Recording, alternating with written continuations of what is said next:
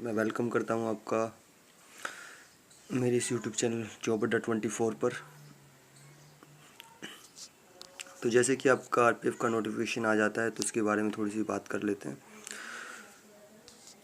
इसमें जो आपका इम्पोर्टेंट डेट्स हैं वो है एप्लीकेशन बिगन होगा आपका 1/6/2018 से, यह शुरू हो चुका है।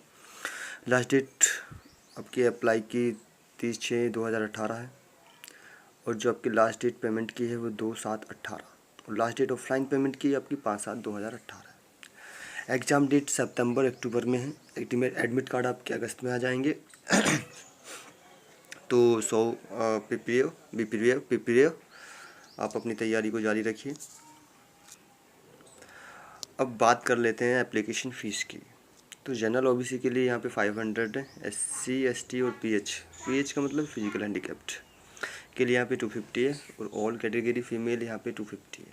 इक्वली यानी कि बीसी जो है वो आपकी 250, बैकवर्ड कास्ट जो है और करेक्शन चार्ज इसमें 250 होगा। तो मेरी आप सभी से रिक्वेस्ट है कि अभी फॉर्म को ना डालें, थोड़े बहुत दिन, अभी 2-3 दिन और अब वेट कीजिए।